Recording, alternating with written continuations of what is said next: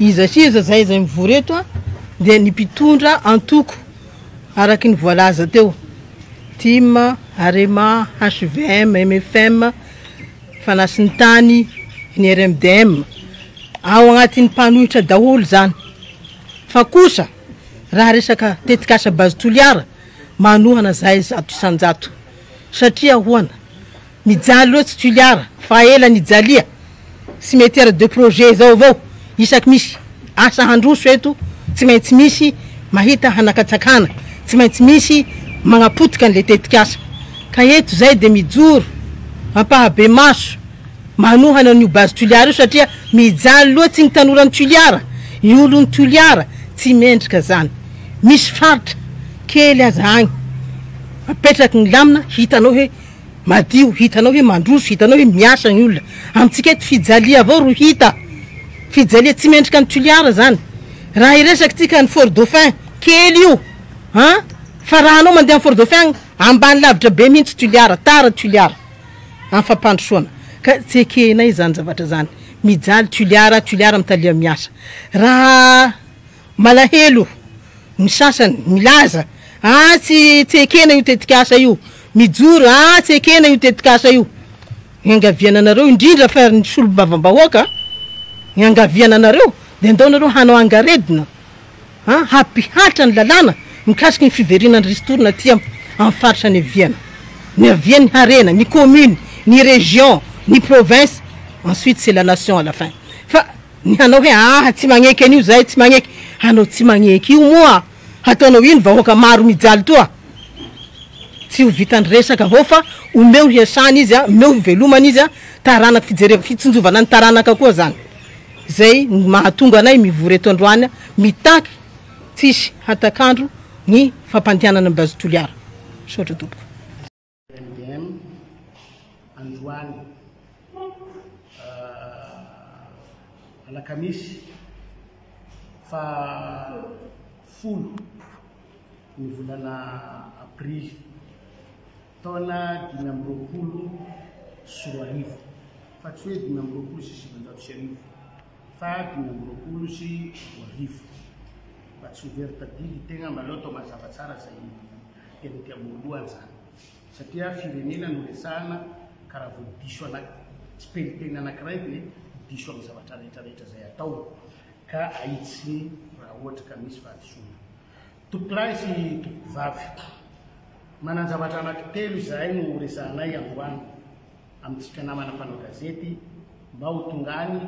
amin'ny Madagasikara ray manontolo ny antony zao etsonay ananao namana mpanao gazety zao tsy afaka mandeha makany an-tokantrano tsirairay izahay hanao mitatitra amin'ny vahoaka malagasy fa ianareo namana mpanao gazety kosa efa nomen'Andriamanitra fahaiza manokana na talenta dia ianareo ny saorana hitondra ny feo anay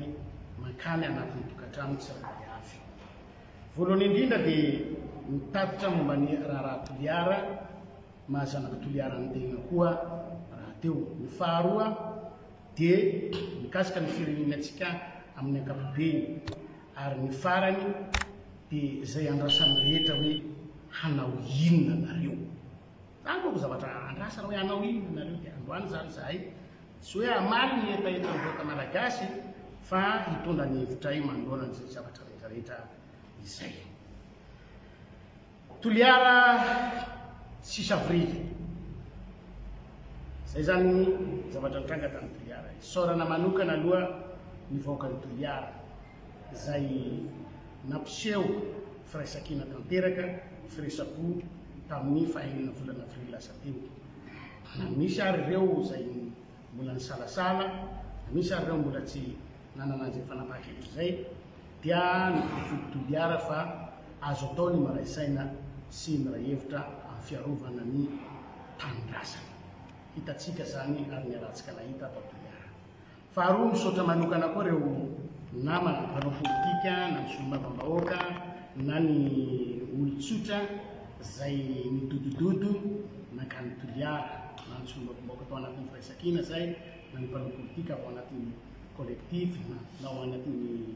cellule de crise saorana antsika rehetra nama tapaka mpanao politika rehetra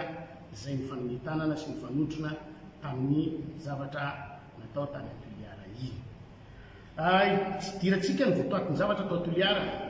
Zavatra tao Toliara dia tatitra nataony solombavam-bahoaka sy teny Andrena Somiaiko, izay solombavam-bahoaka voafidy tao amin'ny Toliara voalohany hanao tatitra amin'ny vahoaka ny Toliara. Mivilana le itondrany sasany azy, tsy zay tatitra zay no voaresaka fa lasa misy resaka fiaviana, député avy ary fanakorotanana avy, tsy le tatitra voaresaka le tatitra fa avilana zany le resaka. Aoka tsy tokony avilatsika le resaka fa na tsy député na député rehefa malagasy dia omeny lalàna malalaka ivezivezy eto amin'ny tanindrazana misy azy. Na député io na tsy député io na iza afaka mandeha miana atsimo miana avaratra miakandrefana miantsinanana rehefa malagasy eto amin'ny tanindrazana. Malalaka zany fivezivezena zany. Tsy ilana visa zay, tsy ilana fahazondalana amin'ny préfet zay, tsy ilana fa malalaka ny olona ivezivezy amin'izay andehanany. Indrindra moa tsy hoe mandeha fotsiny ary ianao zany fa tsy voasaka ny lalàna, indrindra fa misy olona manasa. Azo atao koa ny manasa olona, zao zao afaka manasa olona na avy ana Diego na avy any ivelany any azo atao ny manasa olona. Ka fa maika retsika sampiretana zany. Ina ny olana raha mifanasa mifamangy mifanampy, zany tsy tokony olana zany zay. Ary zay tsy tokony anasiana ny adi-hevitra tahaka an'izay satria roritin'ny olona amin'ilay fahatongavan'ny solombavam-bahoaka avy aty Antananarivo na ny Toliara miresaka, fa tsy le tatitra nataon'ilay députétsika tao Toliara. Aoka tsy tokony izay mitondrana ny resaka. Faharoa, resaka hoe tatitra mivadika fanakorontanana. Zany koa voambolana roa samihafa koa zany zay hoe ny anankiray tatitra, ny anankiray fanakorontanana. Ary tsy mbola nahita an'izany tatitra zany koa lasa fanakorontanana ny amin'ny anarana. Fa kapaizana loatra retina mantsika reto ka na ny tatitra dia mivadika fanakorontanana ny anarana. Zay zany ny olana atao Toliara tao. Nanao fangatahana ny solombavam-bahoaka sy teny tany amin'ny manam-pahefana ny préfet ny Toliara. Namaly ny préfet ny Toliara fa tsy nanome alalana an'ilay tatitra ataon'ilay solombavam-bahoaka. Préfet zany manana ny fahafahana manome alalana fa tsy nanome alalana. Mariako ety am-boalohany fa préfet-nay Toliara ao tompoko dia tsy nisy olo nifidy azy ao Toliara ao na ray azy. Tsy haiko ny préfet any aminareo any na nisy nifidy, fa préfet aminay ao Toliara ao tsy nisy nifidy na ray azy. Dikan'izay tsy olo nifidinay Toliara ao fa sy teny Andrena Somiaiko no olo nifidiny Toliara hisolo vavazy hisolo vavabahoaka. Ka préfet natao hitandro ny filaminana solo tena mpanjakana. Solo tena mpanjakana hitandro ny filaminana. Gaga isika fa lasa manakana ny asan'ny solombavam-bahoaka ny ataon'ny préfet fa tsy mitandro ny filaminana. Zay zany zavatra nisy tao Toliara tao. Na izany tsy zany niezaka ihany mba hitandro isiny zay fitoniana sy filaminana zay tao Toliara tao dia mandeha izahay. Zaho no nitarika ny délégation nankany amin'ny préfet mba hifampiresaka, mba hitadiavana marimaritra zay isana amin'ilay fitoniana ao Toliara ao fa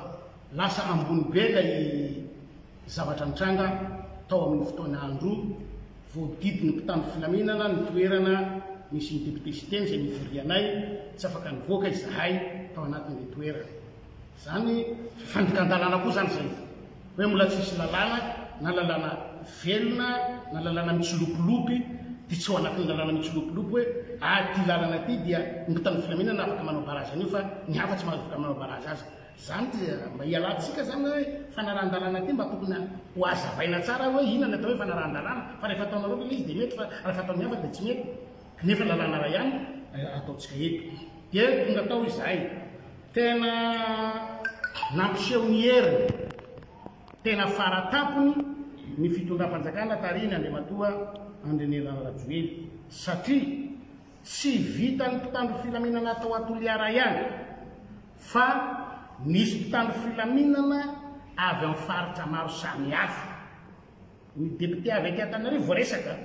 fa le mpitandro filaminana avy ety Antananarivo tsy voaresaka fa manina député avy ety Antananarivo hanotrona an'ilay solombavam-bahoaka namany any Toliara asina resaka be fa le mpitandro filaminana avy ety Antananarivo nanao renfort any Toliara fa manino tsy resahana nefa samby faritra hafa nga tsy ampy koa le tsy ampy nga le solombavam-bahoaka ao Toliara ka tsy ampy koa nga le mpitandro filaminana ao Toliara no nanafarana ny ireo mpitandro filaminana maro samy hafa avy ety amin'ny faritra hafa tsy vitany avy ety Antananarivo fa mbola nymobilizena ny avy tao Fianarantsoa dikan'izay mpitondra fanjakana mihitsy zany no efa manana zavatra hafa any anatin'ny eritreriny ka nahatonga an'igny zavatra nitranga tany Toliara igny izay isorako any Toliara. Firenena malagasy efa nisafidy ho tany republikana fanjakana entim-bahoaka fanjakana entiny vahoaka malagasy fa tsy entiny tafika na entiny basy fa entim-bahoaka dia misafidy ny vahoaka malagasy ny olo tia mitondra azy zay nahatonga ny député sy teny Soninay no fidiny mitondra azy ka herim-pamoretana ny valin'izay setrasetra ny valin'izay ka tsy haiko hoe fanarahan-dalàna tahaka ny io iny dradradradraй ny mpanara-dalàna reto ianareo mpanara-dalàna io lalàna tahaka ny io fa ny fahitana azy dia tompon'antoka voalohany amin'ny zavatra nitranga tao Toliara dia ny préfet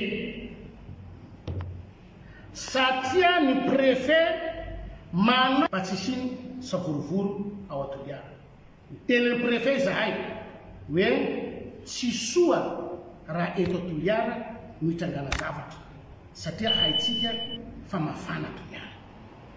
Maro ny mpitandro filaminana ananatsika reto ndao reto mpitandro filaminana reto ho ataotsika vavolombelony zavatra atao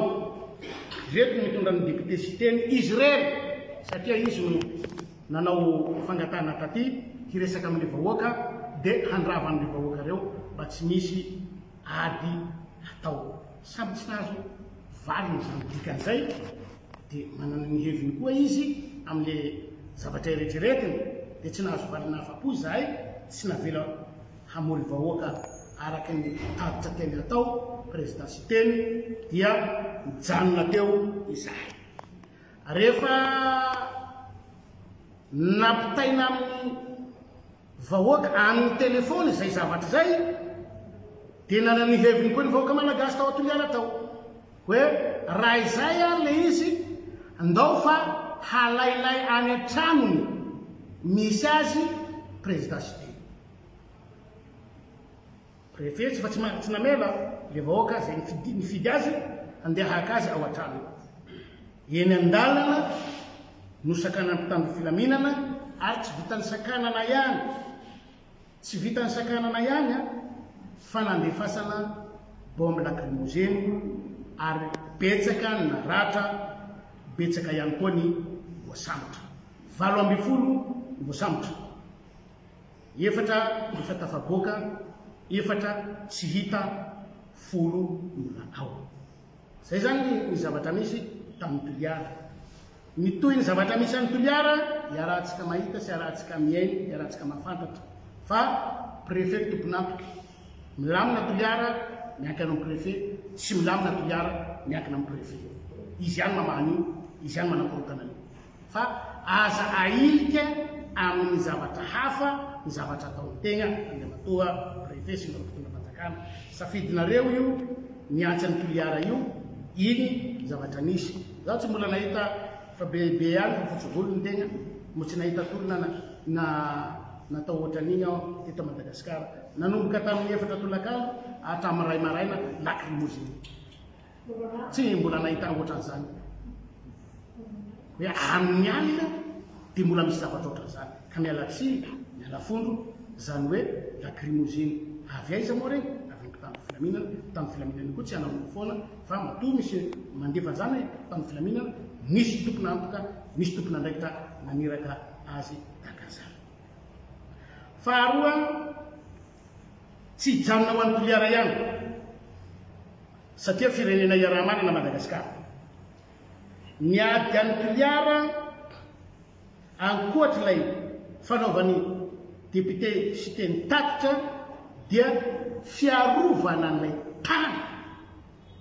mba tsy ho azony vazaha. Zany hoe